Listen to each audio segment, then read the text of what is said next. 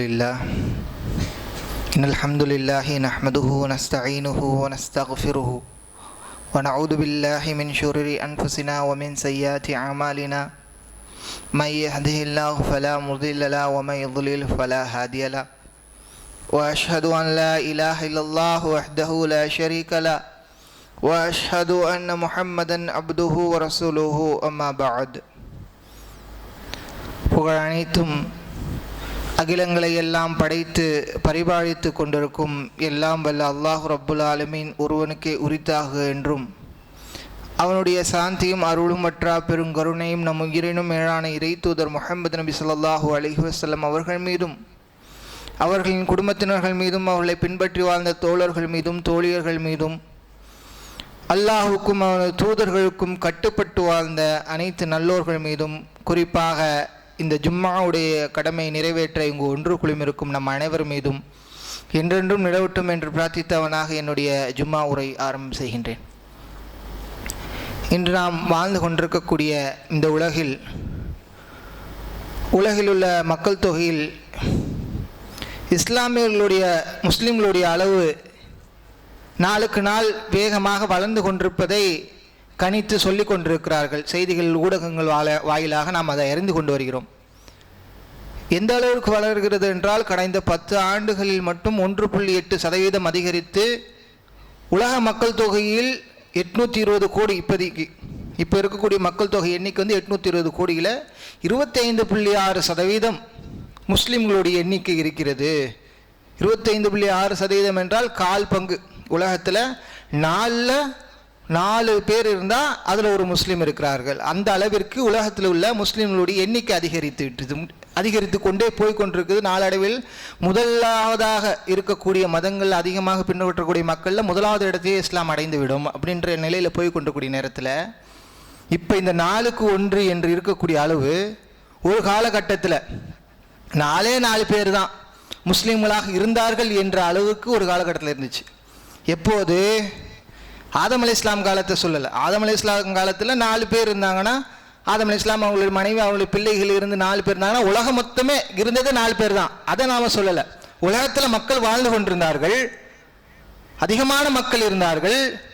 அந்த நேரத்தில் முஸ்லீம்களாக இருந்தது முதல்ல 2 பேர் தான். சொல்ல போனால் முதல்ல ஒருத்தவர் தான். எப்போ? அது இப்ராஹிம் அலைஹிஸ்ஸலாம் அவர்களுடைய காலத்தில். இப்ராஹிம் அலைஹிஸ்ஸலாம் அவர்கள் ஒரு முறை தன்னுடைய மனைவி சாரா அலைஹிஸ்ஸலாம் அவர்கள்ட்ட சொல்கிறாங்க, ஒரு மன்னனை சந்திக்கக்கூடிய நேரம் ஏற்படுகிறது, அந்த நிகழ்வு ஏற்படுகிறது.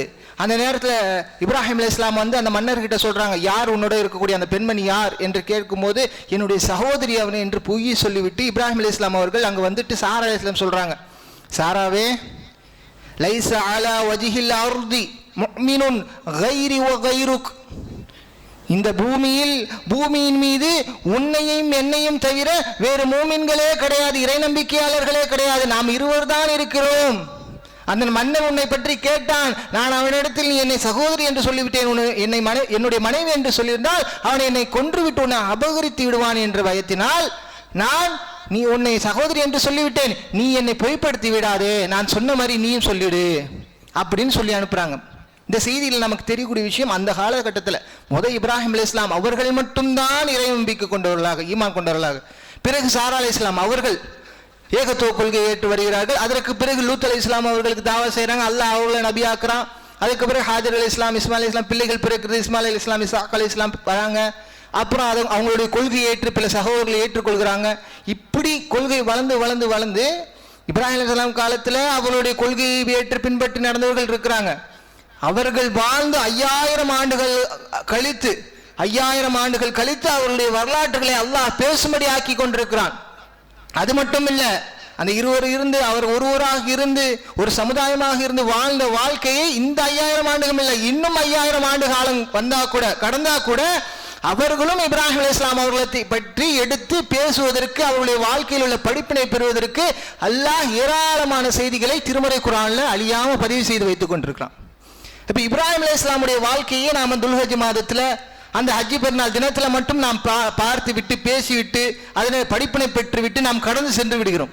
ஆனால் அவருடைய வாழ்க்கையை நம்முடைய வாழ்க்கையில் ஒவ்வொரு இடத்திலும் நாம் படிப்பினை பெறுவதற்கு ஏராளமான செய்திகள் இருக்கு.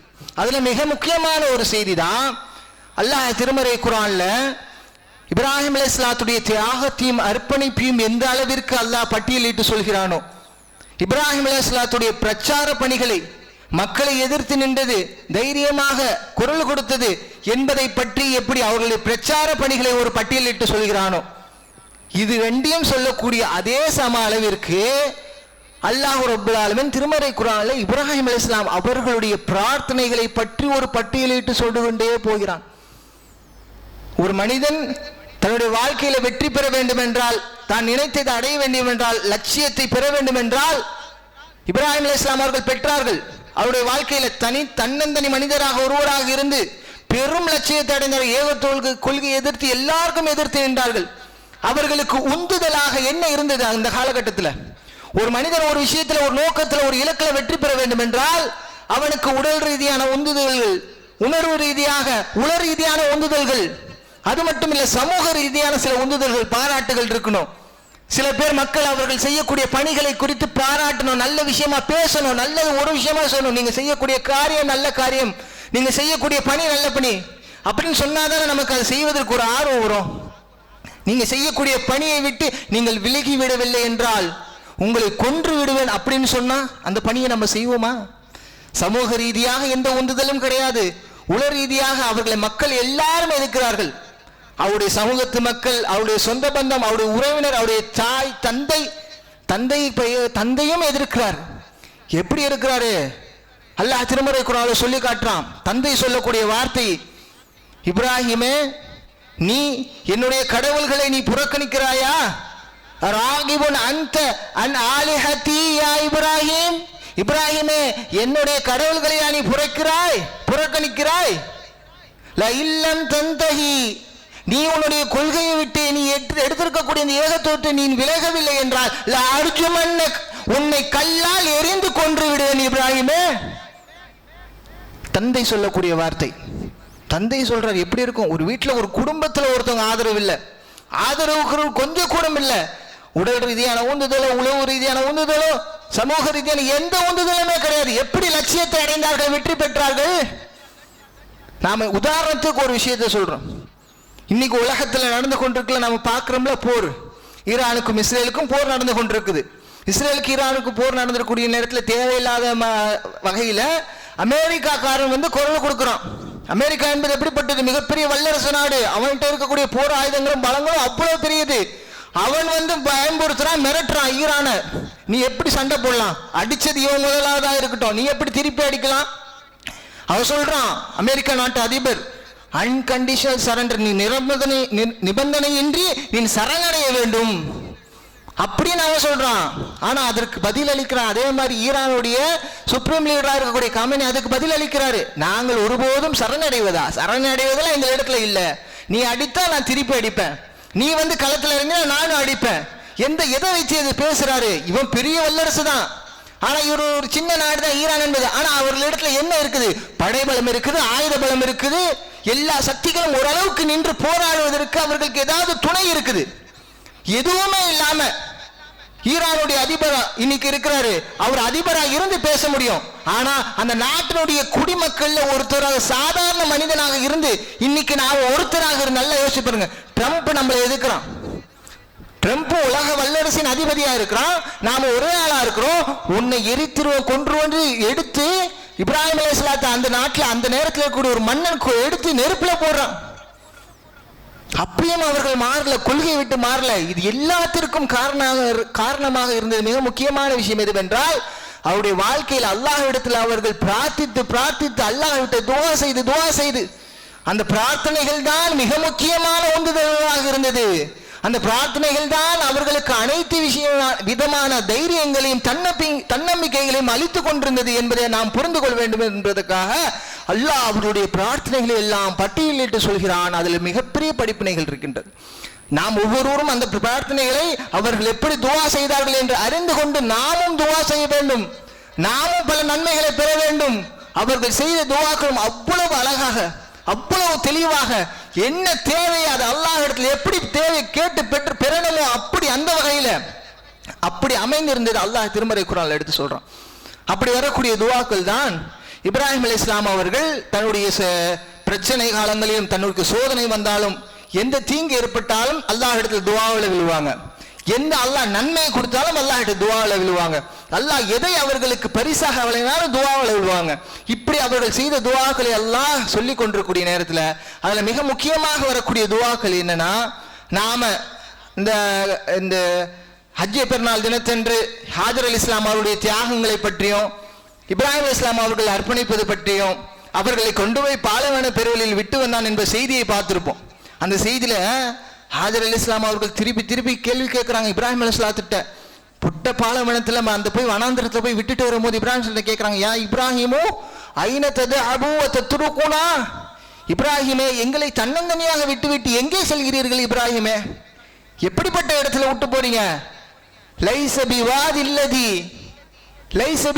இல்லதி இன்ஷு வலா ஷை, எந்த மனிதரோ எந்த விதமான பொருளோ இல்லாத ஒரு இடத்துல எங்களை விட்டு செல்றீங்களே இப்ராஹிமே, நீங்க விட்டுட்டு எங்க போறீங்கன்னு கேட்டுக்கிட்டே பின்னாடி போறாங்க. பதில் இல்லை. மன்னரை வாய் அடைக்கிற மாதிரி பதில் சொன்ன இப்ராஹிம் அலைஹிஸ் ஸலாம் அவர்கள் வாதிட்டு அறிவுபூர்வமாக மக்களுக்கு பிரச்சாரம் செய்த இப்ராஹிம் அலைஹிஸ் ஸலாம் அவர்கள் அந்த இடத்துல வாயடைத்து போறாங்க. பதில் சொல்ல முடியல. அல்லாஹ் சொன்னா கொண்டு வந்து விட்டுட்டேன், என்ன செய்வது? கடைசியாக ஹாஜர் அலைஹிஸ் ஸலாம் கேட்கிறாங்க, இது அல்லாஹ்வுடைய கட்டளையா? அல்லாஹ் தான் உங்களுக்கு இப்படி கட்டளை இட்டானா என்று கேட்டோன்னா ஆம் சொல்லிட்டு அவர்கள் திரும்பி சென்று போய் உட்கார்ந்துட்டாங்க. ஹாஜர் அலைஹிஸ் ஸலாம் இப்ராஹிம் அலைஹிஸ் ஸலாம் அவர்களுக்கு என்ன செய்யவே தெரியல. மனைவியும் பிள்ளையும் விட்டுட்டு போறமே, தன்னந்தனியாக தவிக்க விட்டுட்டு போறமேன்னு சொல்லிட்டு இப்ராஹிம் அலைஹிஸ் ஸலாத்துக்கு எந்த வழியும் தெரியாத நேரத்தில் அந்த நேரத்தில் கொஞ்சம் தள்ளி போய் கொஞ்ச தூரமாக போய் அல்லாஹ் திருமறை குர்ஆன்ல இவர்களுடைய இந்த வரலாறுலாம் சொல்லல. கொண்டு போய் விட்டதையோ, பாலைவனத்தில் அவர்களை கொண்டு போய் விட்டது, அவர்களை போய் வச்சது, அவர்களை அழைத்து சென்றது, எந்த வரலாறும் அல்லாஹ் சொல்ல. நாம ஹதீஸ்ல தான் அந்த வரலாறு படிக்கிறோம். அல்லாஹ் எந்த விஷயத்தை சொல்றானா, இப்ராஹிம் அலைஹிஸ் ஸலாம் அவர்கள் கொஞ்சம் அந்த இடத்துல தள்ளி போய் மக்கள் பார்க்காத இடத்துல போய் ஒரு மலை குன்றுக்கு அருகையில உட்கார்ந்து அந்த காபத்துல்லாவின் பக்கமாக திரும்பி கையேந்தி துவா செய்த துவாவை அல்லாஹ் திருமறை குர்ஆனில் பதிவு செய்து வைத்திருக்கிறான். என்ன துவா அது? இப்ராஹிம் அலைஹிஸ் ஸலாம் துவா செய்றாங்க அந்த நேரத்தில், ரப்பனா என் இறைவா, இன்னி அஸ்கன்து மின் துர்ரியதி பிவாதின் கைரி தி ஸர்இன் இந்த பைத்திக்கல் முஹர்ரம், உன்னுடைய புனித ஆலயமான காபாவிற்கு அருகாமையில் எந்த விதமான விவசாயத்திற்கும் தகுதி இல்லாத ஒரு இடத்தில் பள்ளத்தாக்கில் என்னுடைய சந்ததியினர் சில பேரை நான் விட்டு வந்து விட்டேன் இறைவா. ரப்பனா லியுகீமுஸ் ஸலாஹ், அவர்கள் தொழுகையை நிலைநாட்ட வேண்டும் என்பதற்காக அவர்களை விட்டு வந்திருக்கிறேன். ஃபஜஅல் அஃபிதத்தம் மினன் நாஸி தஹ்வி இலைஹிம், மனிதர்களின் சிலர்களுடைய உள்ளங்களை அவர்கள் மீது நீ சாய்ந்திட செய்வாயாக இறைவா. வர்ஸுகு அஹ்லஹும் மினஸ் ஸமராத், அவர்களுக்கு கனி வர்க்கங்களை உணவாக அளிப்பாயாக இறைவா. லஅல்லகும் தஷ்குரூன், அவர்கள் உனக்கு நன்றி செலுத்தக்கூடியவர்களாக ஆகார்களே என்று அவர்கள் பிரார்த்தனை செய்தார்கள் என்று அல்லாஹ் அந்த பிரார்த்தனையை தான் பதிவு செய்து வைத்திருக்கிறான். நமக்கு எந்த நெருக்கடியே வந்தாலும், எந்த சோதனை ஏற்பட்டாலும், இப்படி நாம் என்ன செய்வது என்று திணறி போய் நின்றாலும் அந்த நேரத்தில் நாம் எடுக்க வேண்டிய விஷயம் இதுதான். அல்லாஹ் இடத்துல செஞ்சதை சொன்னாலே போதும், அல்லாஹ் அதற்கு தீர்வு கொடுத்துருவான்.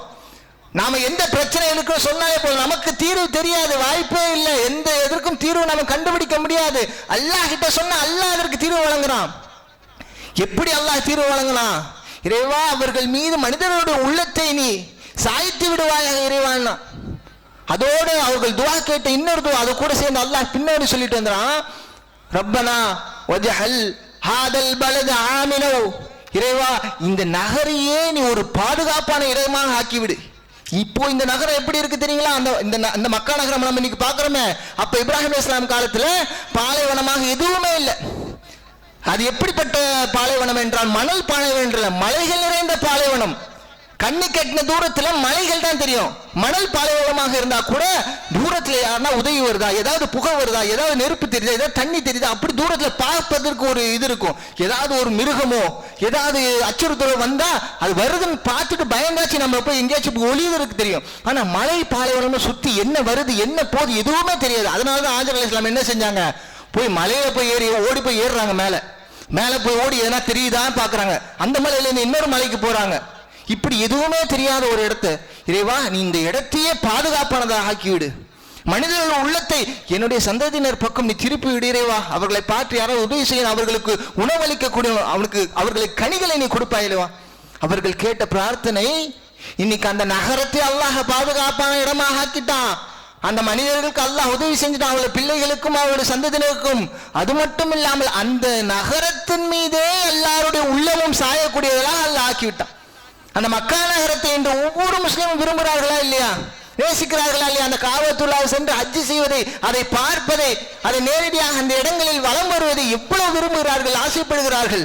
அந்த அளவுக்கு அல்லாஹ் ஆக்கிவிட்டான் அவருடைய துவாக்களை. அல்லாஹ் அதுக்கப்புறம் அவருடைய துவாவுல சொல்றான். அந்த துவாவில் அந்த நேரத்தில் அவர்கள் கேட்கிறாங்க. திருமறை குர்ஆன்ல அல்லாஹ் பதிவு செய்யறான், ரப்பனா இன்னி, இறைவா என்னையும் என்னுடைய பிள்ளைகளையும் சிலைகளை வணங்கக்கூடியவர்களாக நீ ஆக்கி விடாதே. வஜ்னுப்னி வ பனி அன் நஅபுதுல் அஸ்னாம், என்னையும் என்னுடைய பிள்ளைகளையும் சிலைகளை வணங்குவதை விட்டு நீ காப்பாற்று இறைவா. ரப்பனா இன்னஹுன்ன அதுலல்ன கஸீரம் மினன் நாஸ், என்னுடைய அந்த சிலைகள் வணங்குவது ஏராளமான மக்களை வழிகெடுத்து விட்டிருக்கிறது. அந்த காலத்தில் சிலை வணக்கம் செய்தவர்கள் இன்ற காலத்தில் நம்ம பார்த்து கொண்டிருக்கிறோம். நாமும் நம்முடைய முன்னோர்கள் மூதாதையர்கள் எல்லாம் ஒரு காலத்தில் இணை வைப்பில் சிலை வணக்கத்தில் இருந்திருக்கலாம். நாம் கண் முன்பாக இன்றைய சமூகத்தில் பார்க்கிறோம். சாதாரணமாக போய் தர்காக்கள் அவுலியாக்கள் இடத்துல கையேந்தி இருக்கக்கூடிய நம்முடைய உறவினர்களை பார்க்கிறோம். கபர்களை போய் நின்று கையேந்தி இணை வைத்துக் கொண்டிருக்கிறார்கள். ஆனா நாம என்னைக்காச்சும் அல்லாஹ் கிட்ட பிரார்த்திருப்போமா? ஏகத்துவ ஏந்தல், ஏகத்துவத்திற்கு தலைவர் தந்தையாக இருக்கக்கூடிய இப்ராஹிம் அலைஹிஸ்ஸலாம் பயப்படுறாரு. எதை பத்தி? நானும் என்னுடைய பிள்ளைகளும் ஒரு காலம் சிலையை வணங்கக்கூடியவர்களாக ஆகிவிடக் கூடாது இறைவா என்று பயப்படுறாங்க. நாம அல்லாஹ் கிட்ட கேட்டுருமா, இறைவா நானும் ஒருபோதும் இணை வைத்து விடக்கூடாது, உனக்காக உனக்கு எதையும் இணை வைக்கக்கூடியவராக மற்றவர்கள் செய்யக்கூடிய அந்த பாவத்தை, அந்த காரியத்தில் நான் ஒருபோதும் ஈடுபட்டு விடக்கூடாது என்று அல்லாஹ்கிட்ட நாம் துவா செய்யறோமா? மற்ற துவாக்கள்லாம் இருக்கட்டும், உலகத்துக்காக எவ்வளவு கேட்கிறோம், எல்லா விஷயங்களையும் கேட்கிறோம், எல்லாமே அல்லாஹ்கிட்ட பெற்றுக்கொள்கிறோம். மிக முக்கியமான விஷயம் என்ன? ஒரு இணை வைப்பாளனாக நான் ஆகிவிடக் கூடாது என்பதில் கண்ணும் கருத்துமாக ஒரு முஸ்லீம் இருக்கணுமே. அது அல்லாஹ்கிட்ட துவா செய்திருக்கணும் ஒரு நாளாவது. இப்ராஹிம் அலைஹிஸ்ஸலாம் அவர்கள் இது போன்று துவா செய்தார்கள் என்று திருமறை குர்ஆன் பதிவு செய்து வைத்திருக்கின்றது. அவர்கள் பயந்தது போன்றே ஆகிவிட்டது. அவருடைய சந்ததிகள் எல்லாம் அல்லாஹ் காப்பாற்றிக் கொண்டே வந்தான். ஒரு கட்டத்தில் எப்படி ஆயிடுச்சு? நபிகள் நாயகம் ஸல்லல்லாஹு அலைஹி வஸல்லம் அவர்கள் அவருடைய சந்ததியில வந்தவர்கள் தான். அவங்க எப்படி எந்த சந்ததியை எதிர்த்து போராடுறாங்க? அவருடைய தாய், தந்தை, மூதாதையர், அவருடைய பாட்டனார் எல்லாரும் சிலை வணக்கத்துல தான் இருந்தாங்க. எப்படிப்பட்ட சிலைகள்? இப்ராஹிம் அலைஹிஸ்ஸலாம் அவர்களே சிலையாக ஆக்கி அந்த காபத்துல்லாஹை வைத்து விட்டார்களே. அவர்கள் பயந்தது ஒரு காலத்தில் நடந்து விட்டது. அவர்கள் பிறகு 2000-3000 ஆண்டு கழித்து அது போன்ற ஒரு நிலை ஏற்பட்டு விட்டது. அவர்கள் பயந்தது நடந்துடுச்சு. நாம இன்னைக்கு ஏகத்துவ கொள்கையில் இருக்கிறோம். நம்முடைய பிள்ளைகள், நம்முடைய சந்ததி, நம்முடைய பிள்ளை பேர குழந்தைகள், அவர்களுக்கு பிறக்கக்கூடியவர்கள், அவர்கள் எல்லாம் இந்த ஏகத்துவ கொள்கையில் இருக்கிறோம் என்று நம்ம ஆசைப்படுறோமா இல்லையா? அதற்காக நம்ம துவாவை அல்லாஹ்கிட்ட பதிவு செய்திருக்கணுமா இல்லையா? அப்படிப்பட்ட துவாக்களாக உங்களுடைய துவாக்கள் அமைய வேண்டும் என்பதை நாம் விளங்கிக் கொள்ள வேண்டும். அடுத்ததாக அல்லாஹ் மிக நெடிய காலத்திற்கு பிறகு பிள்ளையை கொடுக்கிறான். இப்ராஹிம் அலைஹிஸ்ஸலாம் அவர்களுக்கு இஸ்ஹாக் அலைஹிஸ்ஸலாம், யாக்கூப் அலைஹிஸ்ஸலாத்தையும் கொடுக்கிறான். ஒரு நற்செய்தி, நன்மையான காரியம், அல்லாஹ் சந்தோஷத்தை, மகிழ்ச்சியை தானே கொடுக்கிறான். ஆனால் நீண்ட காலத்திற்கு பிறகு, மிக நீண்ட காலத்திற்கு பிறகு கொடுக்கும் போது இப்ராஹிம் அலைஹிஸ்ஸலாம் அவர்கள் செய்த துவாக்கள், அவர்கள் இறைவனை போற்றியதை அல்லாஹ் திருமறை குர்ஆன்ல பதிவு செய்திருக்கான். எப்படி அவர்கள் துவா செய்யறாங்க? முதல் அல்லாஹ்வை புகழ்கிறார்கள். அல்ஹம்துலில்லாஹி அல்லதி வஹபலி அல்-கிபரி இஸ்மாஈல வ இஸ்ஹாக், இறைவா புகழ் அனைத்தும் உனக்கே, என்னுடைய முதுமையில், என்னுடைய தள்ளாத வயதில் இஸ்மாயிலும் இஸ்ஹாக்கையும் எனக்கு வழங்கிய அந்த அல்லாஹ்வுக்கே புகழ் அனைத்தும். இன்ன ரப்பி லஸமீஉத் துஆ, என்னுடைய இறைவன் நிச்சயமாக பிரார்த்தனைகளை செவியேற்கக்கூடியவனாக இருக்கிறான். இப்ராஹிம் அலைஹிஸ்ஸலாம் துஆவுடைய பாங்கு இப்படிதான் இருக்கும். அல்லாஹ்வை எப்படி தெரியுமா துஆ செய்வாங்க? அல்லாஹ்வை புகழ்வார்கள். அல்லாஹ்வை பற்றிய தன்மைகளை, அவனுடைய ஆற்றல்களை எடுத்து எடுத்து சொல்லுவார்கள். துஆவை பற்றி அவருடைய எண்ணம், அவருடைய ஒழுங்குமுறைகள் என்று அல்லாஹ் திருமறை குர்ஆன்ல ஒரு விஷயத்தை சொல்லி காட்டான். எப்படி அவர்கள் துஆ செய்தார் தெரியுங்களா? அவர் ஒரு முறை சொல்லி காட்டாரு. இப்ராஹிம் சொல்றாங்க, வதுஉ, என்னுடைய இறைவனிடத்தில் நான் பிரார்த்திப்பேன். அஸா அல்லா அகூன பிதுஆஇ ரப்பி ஷகியா, என்னுடைய இறைவனிடத்தில் பிரார்த்திப்பதில் நான் ஒருபோதும் துர்பாக்கியசாலியாக, பாக்கியம் இழந்தவனாக ஆகவே மாட்டேன். அல்லாஹ்விட்ட நான் கேட்டுக்கிட்டே தான் இருப்பேன். அல்லாஹ்கிட்ட நான் துஆ கேட்கிறதுல ஒருபோதும் பாக்கியம் இழந்தவனாக ஆக மாட்டேன். இன்னஹு கான பிஹஃபியா, என்னுடைய இறைவன் என் மீது கருணை கொண்டவனாக இருக்கிறான். அல்லாஹ்வை பற்றி எண்ணத்தை நாம சொல்லணும். அந்த அல்லாஹ்கிட்ட துஆ கேட்கும் போது என்னுடைய இறைவன் என் மீது கருணை கொண்டவனாக இருக்கிறான், நான் ஒருபோதும் துவா கேட்பதில் பாக்கியமா என்னவனாக இருக்க மாட்டேன், அல்லாஹ்விடத்தில் நான் திரும்ப திரும்ப கேட்பேன், அல்லாஹ் எனக்கு கொடுப்பான் கண்டிப்பாக. ஒரு முறை சொல்றாங்க இப்ராஹிம் அலைஹிஸ்ஸலாம், அல்லாஹ் திருமறை குர்ஆன்ல பதிவு செய்து வச்சிருக்காங்க, ரப்பனா இறைவா அலைக்க தவக்கல்து, நான் உன் மீதே நம்பிக்கை வைத்துள்ளேன், வ இலைக்க அனப்னா, நான் உன்னிடமே மீண்டு விட்டேன், வ இலைக்கல் மசீர், உன்னிடமே நான் திரும்பி வரப்போகிறேன் இறைவா. நாம துவா கேட்டு கிடைக்காம போனா கூட அல்லாஹ்கிட்ட தானே போக போறோம், அந்த விஷயத்தையும் பதிவு செய்துவார்கள். இன்னும் அவர்கள் எல்லா துவாக்களையும் அல்லாஹ்வை புகழாமல் துவா செய்ய மாட்டார்கள். இன்னஹு ஹுவஸ் ஸமீஉல் அலீம், அவன் கேட்பவன் செவியுறுபவன் அறிந்தவன். இன்னஹு ஹுவல் கஃபூருர் ரஹீம், அவன் அல்லாஹ் பாவங்களை மன்னிப்பவன் நிகரில்லா அன்புடையவன். எல்லா துவாக்களையும் இப்படி அல்லாஹ்வை புகழ்ந்து அவருடைய ஒழுங்குகள், துவா ஒழுங்குகள் பெற்ற அல்லாஹ் சொல்லும், இப்படிதான் அவருடைய துவாக்கள் எல்லாம் அமைந்திருக்கின்றது. அவர்கள் பிள்ளை கொடுத்தான் அல்லவா, பிள்ளைகளுக்கு கொடுத்ததற்கு அல்லாஹ் புகழ்ந்து விட்டார்கள் அல்லவா, புகழ்ந்து விட்டார்கள். துவா எப்படி செய்யறாங்க பாருங்க, மிக முக்கியமான துவா நாம செய்ய வேண்டியவர்கள். இன்று நாம் வணக்க வழிபாடுகளை நிலைநாட்டுவதற்கு அவ்வளவு நாம போராடுறோம், கவலைப்படுறோம், கஷ்டப்படுறோம். தொழுகையை சரியாக நிலைநாட்ட வேண்டும், சரியாக கடைபிடிக்க வேண்டும், மௌத் வரைக்கும் அல்லாஹ் என்னை நிலையாக தொழக்கூடியவனாக வைக்க வேண்டும். எல்லா தொழுகைகளும் நேரம் தவறாமல் சரியான முறையில் தொழ வேண்டும் என்று துவா செய்கிறோம், நினைக்கிறோம். அதற்காக துவாவை நாம் குறைத்துக் கொள்கிறோம், துவாவை சரியாக கேட்பதில்லை. ஆனா இப்ராஹிம் அலைஹிஸ்ஸலாம் பிள்ளைகளை கொடுத்த பிறகு சாலிகான பிள்ளைகளை கேட்டாங்க. பிறப்பதற்கு முன்பாக பிள்ளைகள் பிறந்து விட்டது, பிள்ளைகள் பிறந்த பிறகு அவர்கள் செய்த துவாவை அல்லாஹ் திருமறை குர்ஆன்ல சொல்லி காட்டுறான். எப்படிப்பட்ட துவா? ரப்பனா இறைவா என்னை நீ ஒரு தொழுகை நிலைநாட்டக்கூடியவனாக ஆக்குவாயா, வஜஅல்னி முகீமஸ் ஸலாத்தி, இறைவா என்னை நீ தொழுகையை நிலைநாட்டக்கூடியவனாக நீ ஆக்கு, வமின் ذُرِّيَّتِي, என்னுடைய பிள்ளைகள் சந்ததிகளையும் நீ தொழுகையை நிலைநாட்டக்கூடியவர்களாக நீ ஆக்கு இறைவா. அதுதான் மிக முக்கியமான விஷயம்.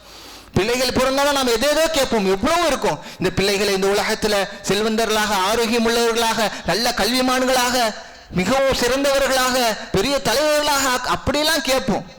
ஆனா மிக முக்கியமா கேட்க வேண்டிய விஷயம், தொழுகையாளியாக ஆக்கு இறைவா என்னுடைய பிள்ளைகள். அப்படித்தானே கேட்கணும், நான் தொழுகையாளியாக இருக்க வேண்டும் இறைவா.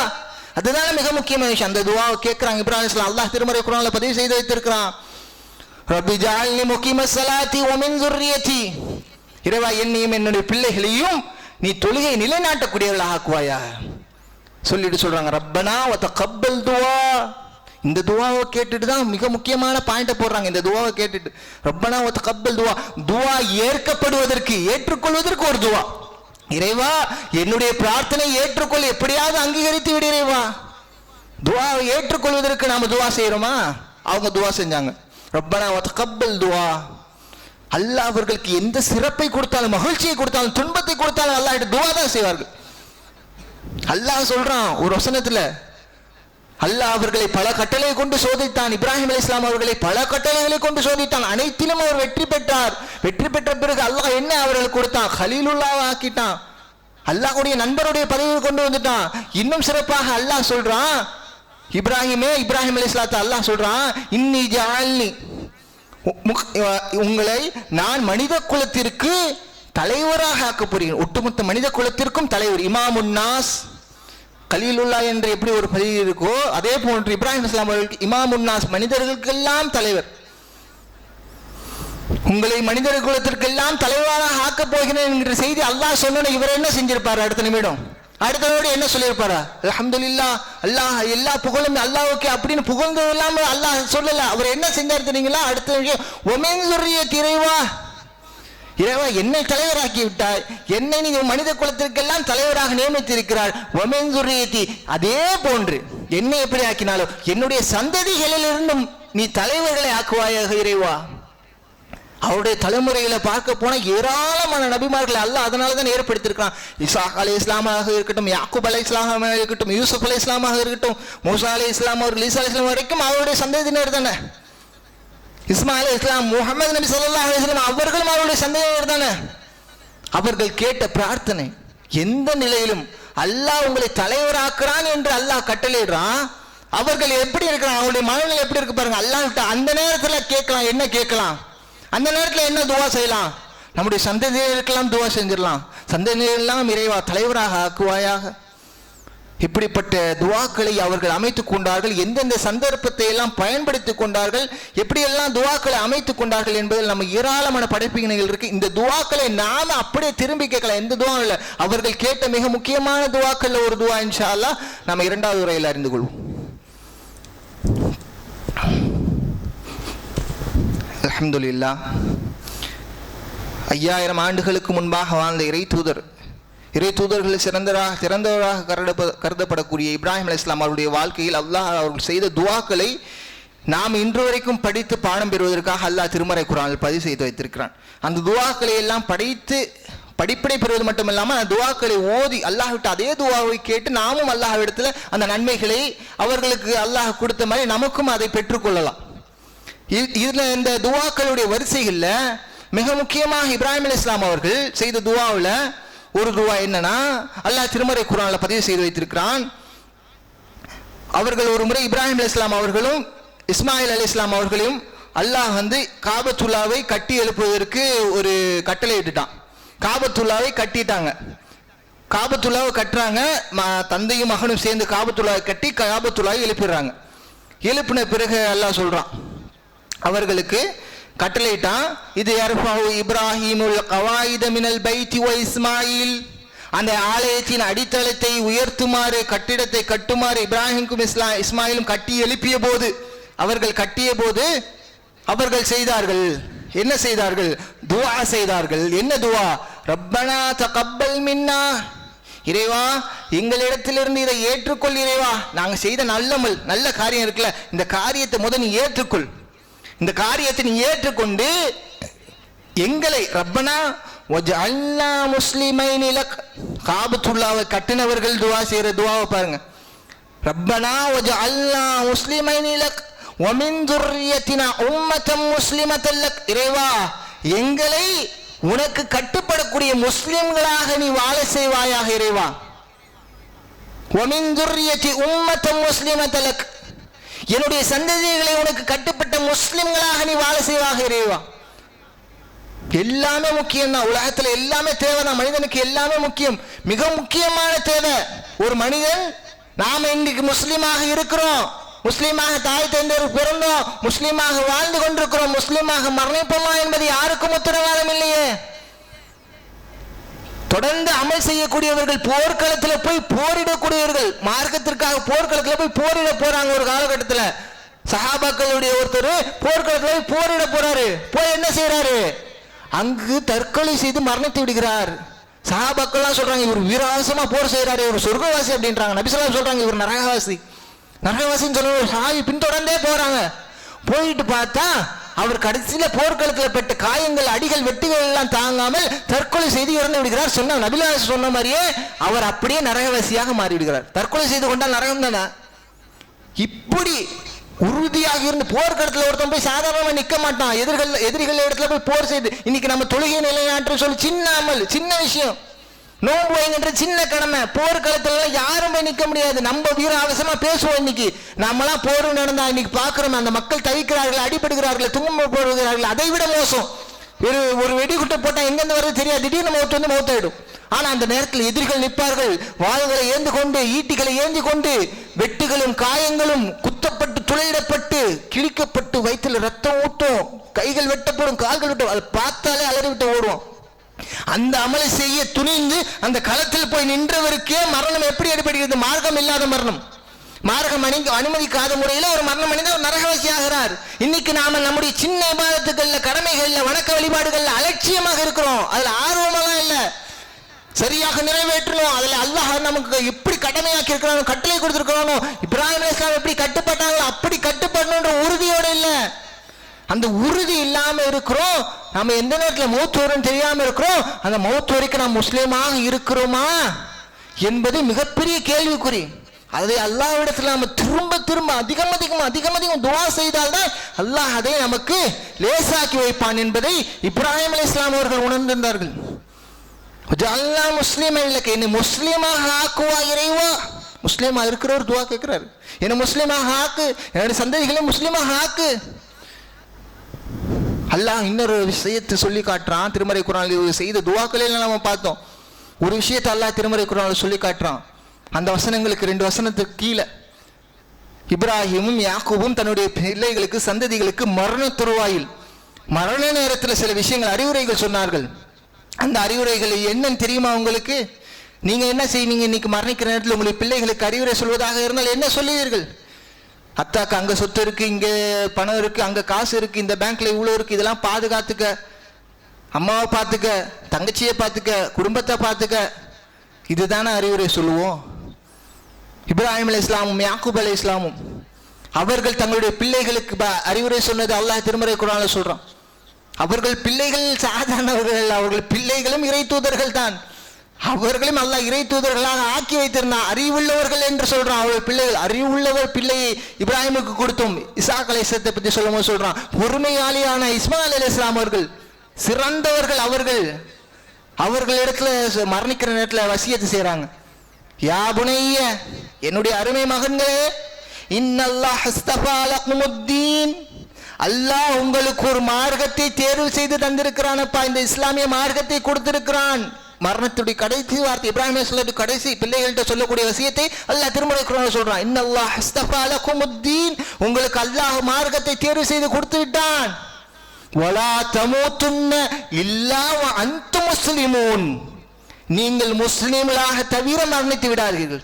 நீ உலகத்துல எந்த விஷயத்துல நீ கவனக்குறைவா இருந்தாலும் சரி, எந்த விஷயத்துல உனக்கு பிரச்சனைகள் ஏற்பட்டாலும் பிரச்சனை இல்லை, எதுலையும் கவலை இல்லை, அதையெல்லாம் ஈடுகட்டி விடலாம், அதையெல்லாம் சரி செய்து விடலாம். ஆனால் நீ ஒரு விஷயத்துல கவனமாயிரு, நீ முஸ்லிமாக தவிர நீ மரணித்து விடாத, அந்த விஷயத்துல கவனமாக இரு. அதை ஈடு செய்யவே முடியாது. மறுமையில கொண்டு போய் நீ உலகத்தில் அனைத்தையும் கொண்டு போய் அல்லாஹ் அந்த மறுமையில் நரகத்திற்கு ஈடாக கொடுத்தாலும் அல்லாஹ் ஏற்றுக்கொள்ள மாட்டான். முஸ்லிம்களாக இருந்தால்தான் அல்லாஹ் நாளைக்கு மறுமையில் வெற்றி அளிப்பான். அல்லாஹ் கட்டுப்பட்டவர்களாக வாழ்ந்தாதான் நாளை மறுமையில் சொர்க்கத்தை பெற முடியும் என்பதை இப்ராஹிம் அலைஹிஸ்ஸலாம் அவர்கள் தங்களுடைய பிள்ளைகளுக்கு வசியத்தா செய்து போது அல்லாஹ் திருமறை குர்ஆன்ல சொல்லி காட்டுறான். ஆகவே நாம இப்ராஹிம் அலைஹிஸ்ஸலாமுடைய வாழ்க்கையில படிப்பினை ஏராளமாக இருக்கிறது, பெற்றுக்கொண்டிருக்கிறோம், நம்ம கேட்டுக்கொண்டிருக்கிறோம். ஹஜ் பெருநாளோட முடியவில்லை. திருமறை குர்ஆன்ல அல்லாஹ் திரும்ப திரும்ப ஒவ்வொரு பகுதியும் சொல்லிக்கொண்டே போய் கொண்டிருக்கிறான். அதை நாம் அதிகம் படித்து அவருடைய வாழ்விலிருந்து படிப்பினை பெறக்கூடிய மக்களாக உங்களையும் என்னையும் அல்லாஹ் ஆக்கி அருள் புரிய வேண்டும் என்று கூறி என்னுடைய உரையை நிறைவு செய்கிறேன். வாஹிர் தவானா அல்ஹம்துலில்லாஹி ரப்பில் ஆலமீன். அஸ்ஸலாமு அலைக்கும் வரஹ்மத்துல்லாஹி வபரகாத்துஹு.